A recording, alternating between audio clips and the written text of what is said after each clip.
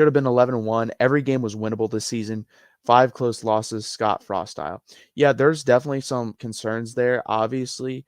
I think more of a concern is not losing close games, but losing games you're up in. Like, there are multiple games this year, and every game last year we were up in, guys, and we just blew it in the second half. If you can play a complete game, I don't even think you have to play an A+ game in the Big 12 to do what we need to do next season. I think if you can play a B- game throughout the whole game, not just one half and then have a D half, but have a B- game all the way through, I think this can be a 10-win football team next year, maybe even 11. But that's what it requires, and I don't know if we're capable of doing that. There are games, guys, where we'll legitimately go out and play an A+ first half, and then the second half we will lay an egg and we'll play a D- game. Like, and you can't do that. I don't care who you play against. You have to be consistent throughout the whole game. I'd rather honestly play a C+ game throughout the whole game than do what we do sometimes. But we don't do that, and we refuse to do that.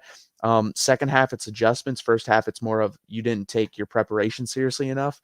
And I think coming into this game, honestly, guys, Washington just seemed like they wanted to be there more. And in bowl games now, especially, that's what it takes. And that part does worry me a little bit. Obviously, you had Ryan Watts get injured. That hurt a little bit because Austin Jordan did get picked on in that game quite a bit to me, which is to be expected. He hasn't played much, if at all. To be honest with you, I don't even remember if he's played at all, but it's very little if he has. But it's about who cares, and they cared more. We had a couple opt-outs. I don't blame any of the guys on our team for opting out, by the way. I think Bichon should opt out. I think Roshan has given everything you can possibly give to this program. And Marvion, basically the same thing. So I have nothing to say bad about those guys. The clock management was bad too. No sense of urgency. If you're talking about the end of the game, yeah, honestly, we weren't going to win. Once they got that down to 33 seconds, you got 4 plays basically. And even if you get 20 yards of play, that doesn't even give you a touchdown in that scenario. So there was little hope at the end. If we were able to get it back without a minute left, then I would agree with you if they were still acting like that. But with 33 seconds, it was basically over. But yeah, agreed, there still should have been some more urgency. And even if you don't think you win, it's a good chance to practice going into next season, that type of scenario. And you should treat every play the same, and you should treat it with every play you get out there with a sense of urgency. And we just don't do that sometimes. So I don't disagree with that, Austin TX. For you guys in here and for you guys in the future that will watch this video, will you please hit that like button? Please subscribe down below. We are brought to you by Mark Rogers TV, the voice of college football. Obviously, right down here, like it says, please hit the like button.